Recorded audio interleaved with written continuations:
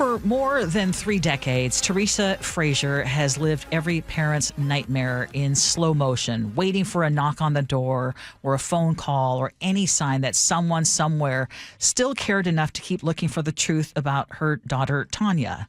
Today, after 31 years, detectives have finally given her an answer. Her daughter's alleged killer was arrested thanks to new technology. And of course, while no arrest can fill the space that her daughter left behind, perhaps this may bring some closure. And we have invited Tanya Frazier on to the Gee and Ursula Show, and she joins us now. Good morning. Good morning. Thank you so much for speaking with us. How are you feeling? Thank you for having me. Oh, of course. How are you feeling as you process this news after so many years? Well, still kind of numb, but it's a weight off my shoulders that has been lifted, if that makes sense. Yes. But, you're right, it doesn't bring her back, but at least they have the person that did it, hopefully. Well, I guess I don't know what to say about that, but they arrested somebody. Tanya, we're 31 years, 30 plus years later, and for you to finally hear we have a suspect, what does that feel like? Well, when Detective Norton told me, I didn't. Part of me said, it wasn't believable. I didn't believe it that they actually caught somebody. But after showing me pictures, and that just kind of took a little bit to sink in. And it was like a relief. Can I ask why you didn't believe it? Because of 32 years. And I didn't. Part of me was saying that they never will solve it, and I was starting more to believe that they weren't going to solve it because I don't know. But so it was a shock, and it's not believable. I can only imagine after 30 plus years. Tell us a little bit about your daughter. What do you want people to remember about Tanya? Well, I think that most people will agree with me that knew her. She was a sweet person, and she always smiled, and she hugged people a lot. She had a teacher that I still keep in contact with today that she would always give her hugs, and that's what the teacher remembers most about Tanya is her smile and her hugs and all of her friends. Well, thank you. Remember that smile. Thank you for sharing that. Now, again, it's been so long, and obviously we can hear that there's still shock. How did you and your family cope with all that uncertainty over the years? For other families who are going through similar things like this, how did you cope? That was a hard one because I'd bottle up everything inside where I had a hard time with it, but I tried keeping busy doing stuff and I wouldn't say keeping my mind off of it, but I don't know how I did it, actually. It's just been a long time. You all are hearing the voice of Tanya Frazier. She is the mother of Tanya Frazier, and just recently, after 31 years, the killer has been brought to justice. Over the years, Tanya, in what ways over these years has waiting for this time to come, has your relationships changed with people, maybe your faith, and even your daily life? Yeah, I question my faith just because I still can't figure out why that Tanya had to leave in the way she did and why God would put her through that. But relationships, I think I have more. Well, I guess I was thinking that because I didn't know who had killed her. I wasn't sure if it was a person that I knew. So that trust, I think I lack trust in people. And what we know about the suspect right now is that he was held in jail or prison continuously from 1996 until the fall of 2021. And his history of crimes includes conviction of second-degree assault with a deadly weapon, a conviction of second-degree robbery, convictions of attempted first-degree rape, first-degree burglary, first-degree robbery, and he has pending cases as well. So this is someone who is, it sounds like, a career criminal. And you said, for all those years, you had no idea who would have done this to your daughter. Do you have any more clarity now that there is a suspect? Okay, I'm not sure if but they have a person in there. Yes, and this is someone you still didn't know, right? After you learned of the arrest, right? And I don't know. I mean, I know Detective Norton had said that she probably didn't know him, but then I would want to say that I felt that Tanya didn't know him. But also on the fact is that she wouldn't just go with somebody. Yeah. Toward that part throws the office. She wouldn't go with just anybody. Right. Teresa, if you could tell us, how would you define justice in a case like this? What would be justice for you now that someone has been arrested?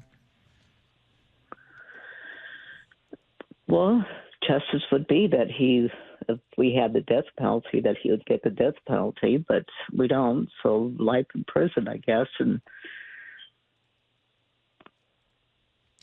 Teresa, when you look back over these years, and of course, here we are years later, there has been kind of an answer and justice being served.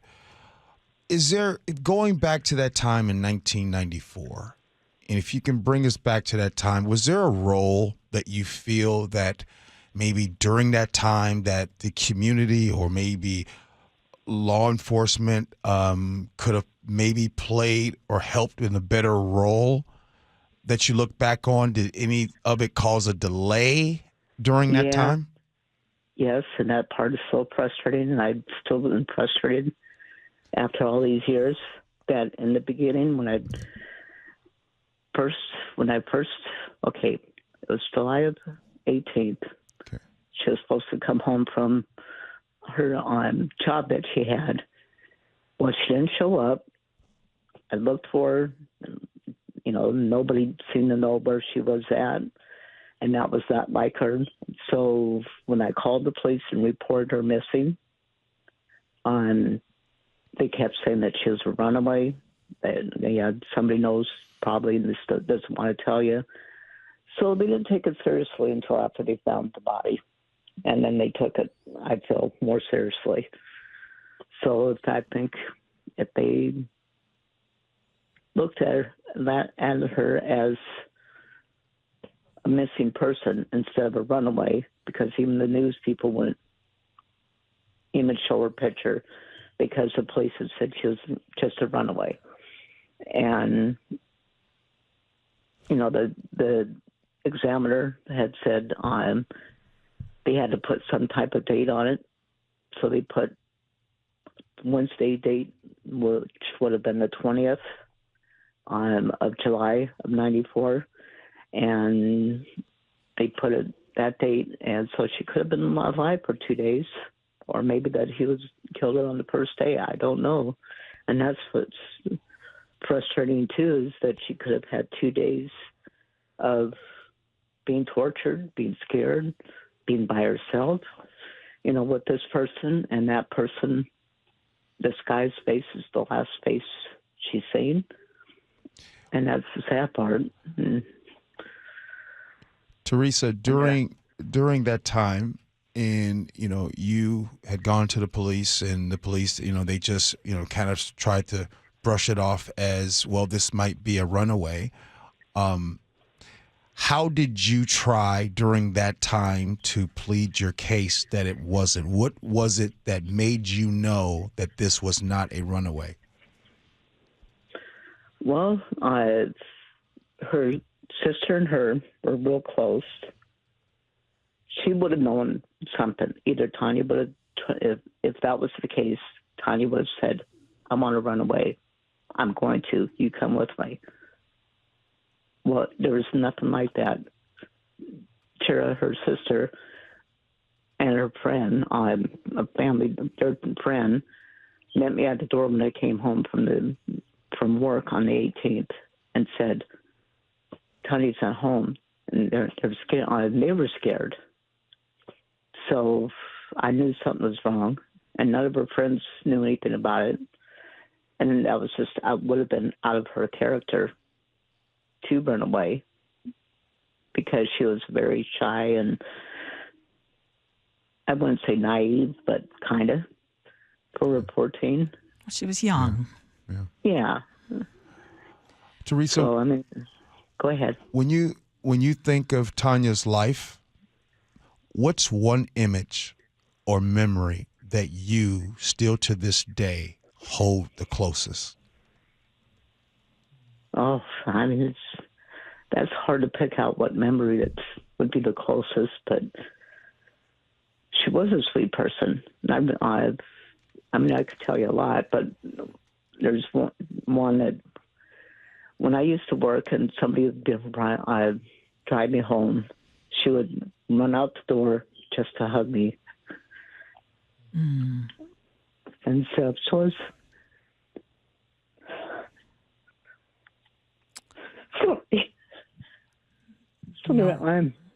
there's a lot of memories.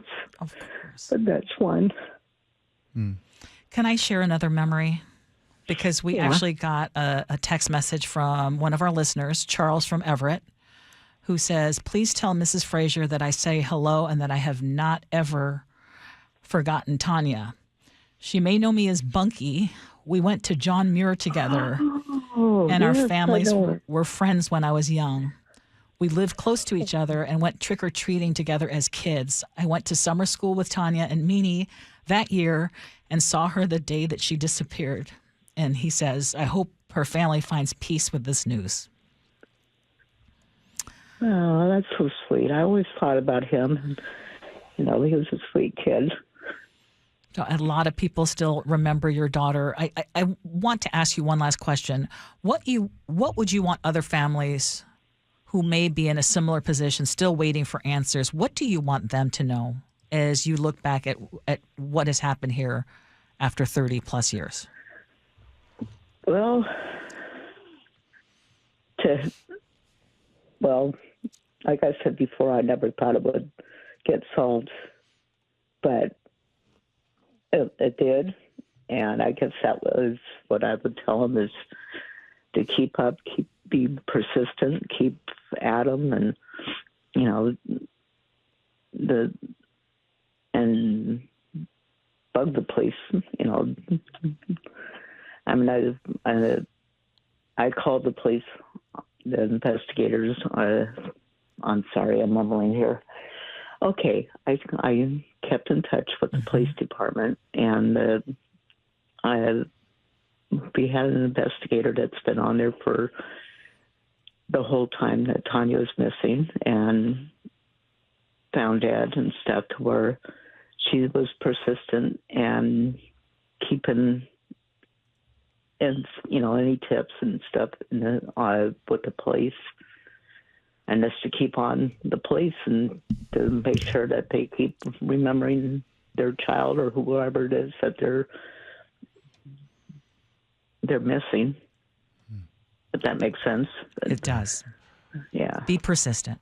Teresa, we're so grateful that you came to talk to us, and there's nothing we can say to help alleviate, I'm sure the pain that you're in.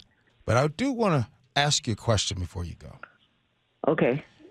Is there anything I can do for you, Teresa? You're doing it now. You're keeping her memory alive, and that means a lot right there.